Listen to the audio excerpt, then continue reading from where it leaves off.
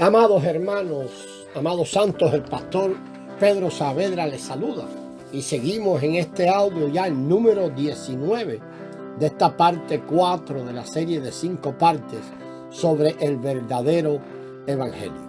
Mateo 19 nos dice algo más sobre reinar y regir como uno de los aspectos del reino. Allí se nos dice que cuando el Señor Jesús reine durante el milenio, sus apóstoles, tales como Pedro, Jacobo, Santiago, Juan, también reinarán con él. En Mateo 5, 6 y 7 no se aborda este aspecto en cuanto a reinar, pues en estos capítulos solo se habla de la realidad de la vida del reino. Tampoco en Mateo 13 se aborda el tema de reinar y regir en el reino. Más bien se habla de la apariencia del reino, incluyendo allí el gran árbol, la cizaña y la levadura. Pero al leer Mateo 19, 28, vemos que hay algo adicional. Y leemos allí. Y Jesús les dijo: de cierto os digo que en la regeneración, cuando el Hijo del Hombre se siente en el trono de su gloria, vosotros que me habéis seguido también os sentaréis sobre 12 tronos para juzgar a las 12 tribus de Israel. Esto es que cuando el Señor Jesús venga como el Rey, sus apóstoles reinarán con él. Esto no será meramente la realidad del reino, ya no, sino la manifestación de aquella realidad. Con base en esto podemos ver qué son los tres aspectos del reino: la realidad del reino, la apariencia del reino y la manifestación del reino. Mateo 20 también da a entender lo mismo. Allí se indica que durante el tiempo en que el Señor reine en su reino, algunos se sentarán con él y reinarán con él. Esta no es la realidad del reino, tampoco es la apariencia, sino la manifestación del reino. Cuando el reino venga a la segunda venida, en la manifestación del reino, algunos reinarán con él. Esto es confirmado en Mateo 2:12, donde se nos afirma que reinaremos con él. Cuando llegamos al último libro del Nuevo Testamento, el último libro también de toda la Escritura, Apocalipsis, allí vemos la cosecha.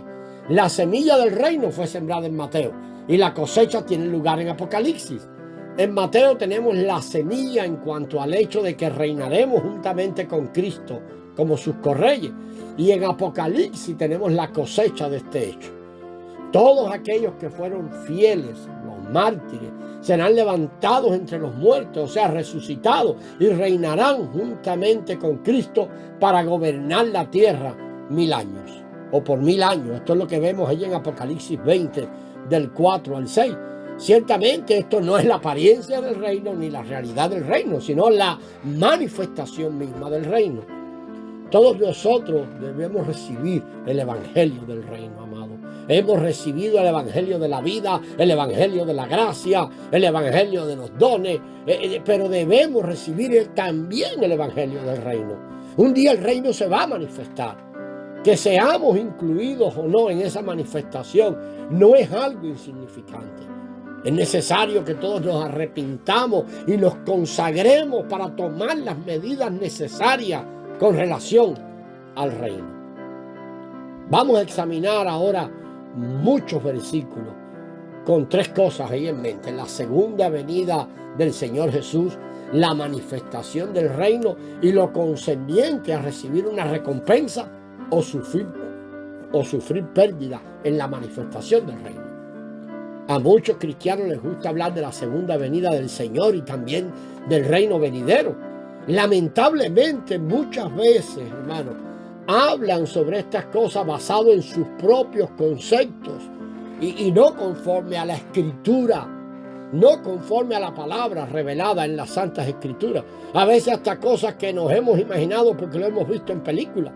Si bien ellos hablan sobre la segunda venida de Cristo y el reino, rara vez hablan acerca de si los santos recibirán una recompensa o sufrirán pérdida cuando llegue la manifestación del reino. Sin embargo, si nos remitimos a la Escritura, encontramos muchos versículos que son el desarrollo de lo sembrado en Mateo 16, 27. Sí, en Mateo 16, 27, allí hay una pequeña semilla, lo leemos. El Hijo del Hombre vendrá en la gloria de su Padre con sus ángeles, y entonces recompensará a cada uno conforme a sus hechos. Al leer la Escritura, amado, esa palabra pura allí en las Escrituras, podemos ver algo de la revelación del Señor, así como de su concepto con respecto a estas cosas, y no seguir operando en los conceptos nuestros o en conceptos que hemos recibido. Mateo 16, 27 no dice que cuando el Hijo del Hombre venga en su gloria, salvará a todo aquel que cree en él.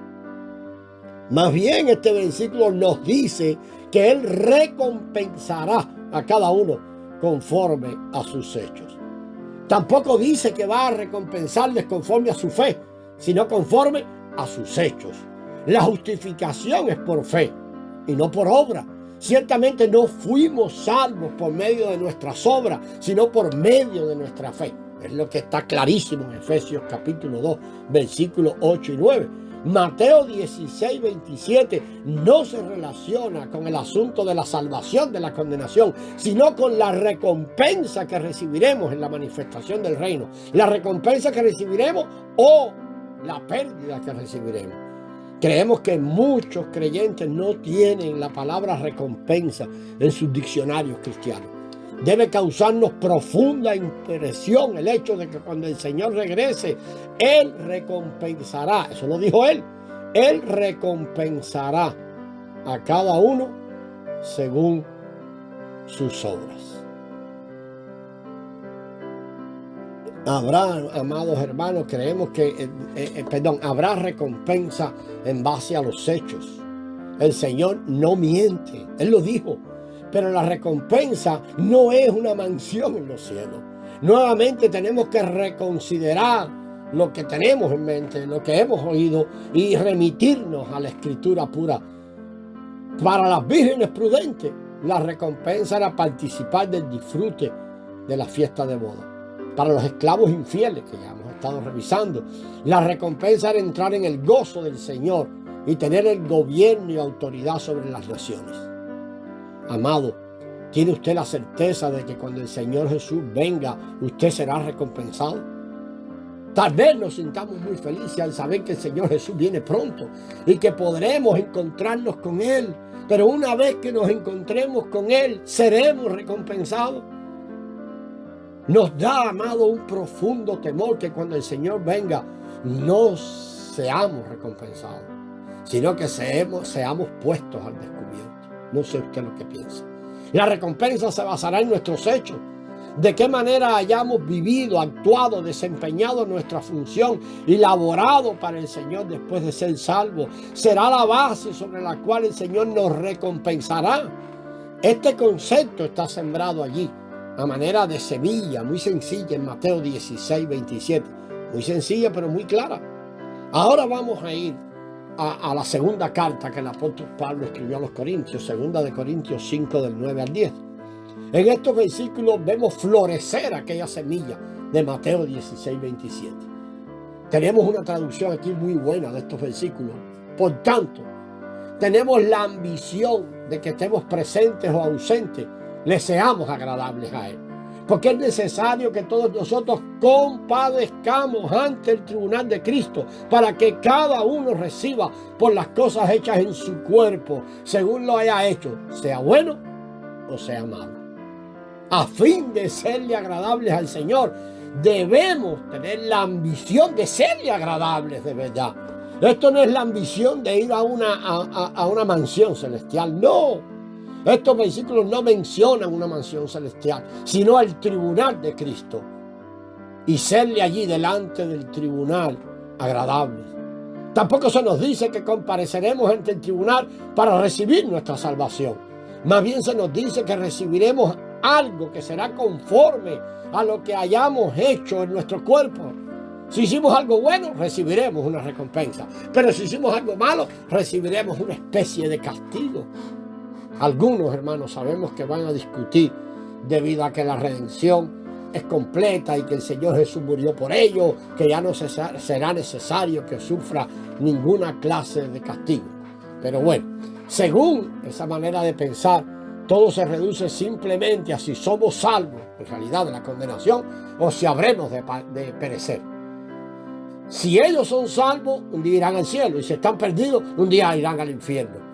Este es el concepto, en realidad es un concepto miope y equivocado, amado, que muchos cristianos tienen en la actualidad. Es imprescindible que regresemos, una vez más lo decimos, a la palabra pura de Dios en las Escrituras.